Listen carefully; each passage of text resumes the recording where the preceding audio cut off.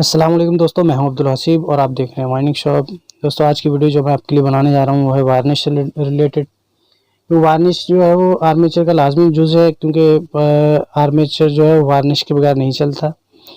तो इसलिए मैंने सोचा कि आपके साथ ये वीडियो भी शेयर की जाए ताकि आपको पता हो कि आर्मेचर को वार्निश कैसे की जाती है। ये बहुत सारे आर्मेचर मैंने बना के रखे हैं, कुछ बनाने वाले भी मेरे सामने पड़े हुए हैं।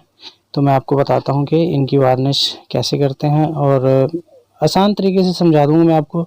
मेरा मकसद होता है कि हर चीज़ आपके इल्म में हो, इसलिए मैं हर छोटी से छोटी वीडियो भी आपके साथ शेयर करता हूँ।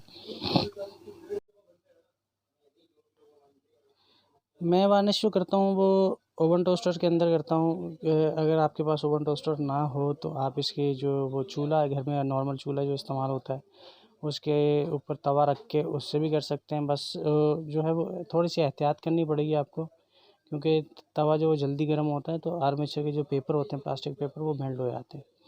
तो तवे के ऊपर रख के नॉर्मल भी आप उसको वार्निश कर सकते हैं। बस जो है वो एहतियात करनी है थोड़ी सी। और ये भी मैंने रख के इसको ओवन को चला दिया और 4 से 5 मिनट के अंदर अंदर ये इंशाल्लाह जो हमारे वार्निश के लिए रेडी हो जाएंगे।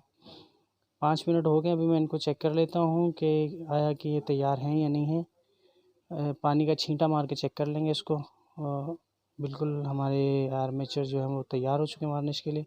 अब मैं आपको वार्निश की मिकदार बता देता हूँ कि वार्निश कितनी मिकदार में डालते हैं। और ये देखिए, एपॉक्सी कंपनी की वार्निश है ये ब्राउन कलर की, और एक इसके साथ वाइट कलर की। दोनों को हम मिकदार में लेकर इनको अच्छे से मिलाना है ताकि इनका जो कलर है वो बिल्कुल वाइट वाइट हो जाए। बिल्कुल ये नहीं करना कि ब्राउन ज़्यादा हो गई या फिर वाइट ज़्यादा हो गई। अगर ब्राउन ज़्यादा हो गई या वाइट ज़्यादा हो गई, दोनों क्वांटिटी बराबर नहीं हुई, तो वार्निश जो है वो हमेशा नरम रहती, सूखती नहीं, तार को कड़क नहीं करती। तो इसलिए जब वार्निश मिलानी है तो इसको बिल्कुल बराबर मिकदार में डालना है। ये हमने ब्राउन डाली, अभी हम वाइट डाल लेंगे इसके अंदर।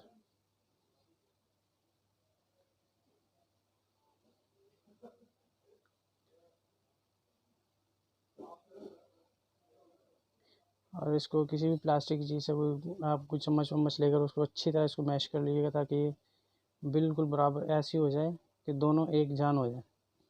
और देखिए अब इसका कलर वाइट वाइट सा होने लग जाएगा, सफ़ेद उसमें हो जाएगी, बिल्कुल कलर चेंज कर देगी अपना। प्लास वगैरह से पकड़ के और पहले कॉम्यूटेटर की साइड पे कर लें या दूसरी साइड पे कर लें, वो कोई इतना मसला नहीं है। और जो वार्निश डालनी है वो आपको स्लाइडों के अंदर जो है, पहले स्लाइड जो होते हैं उनके अंदर भरनी है वार्निश, क्योंकि जब आर्मेचर क्रॉस होता है चलने के बाद गर्म होता है, तो स्लॉट के अंदर जो होता है ज़्यादातर जो चांस होते हैं क्रॉस होने के, वो स्लॉट के अंदर से होते हैं। तो इसलिए जो वार्निश होती है वो स्लॉटों के अंदर भरपूर तरीके से करते हैं, ताकि आर्मेचर जितनी ज़्यादा स्ट्रॉन्ग वार्निश होगी आर्मेचर की लाइफ उतनी ज़्यादा बनती है। तो ये एक लाजमी जुज़ है इसका, वार्निश जो है, क्योंकि इसके बगैर वाइंडिंग करना बेकार है। क्योंकि अगर ये नहीं करोगे या ये सही नहीं होगी तो आर्मेचर बहुत जल्दी जल जाएगा।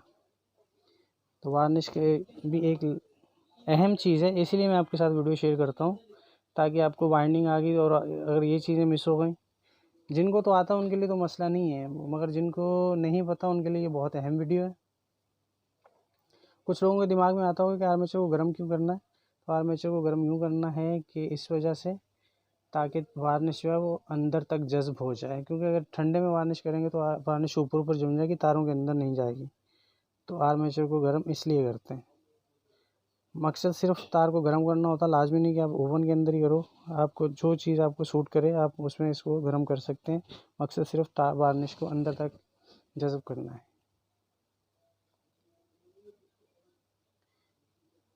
उसके बाद इसको वापस ओवन के ऊपर रख देना है, या फिर थोड़ी देर के लिए ओवन के अंदर रख दें, ताकि ये थोड़ा सा और गर्म होकर वार्निश कड़क हो जाए। वीडियो कैसी लगी कमेंट सेक्शन में ज़रूर बताइएगा। अपना बहुत ख्याल रखिएगा, हमें दुआओं में याद रखिएगा। चैनल को सब्सक्राइब ज़रूर कीजिएगा। अल्लाह हाफिज़।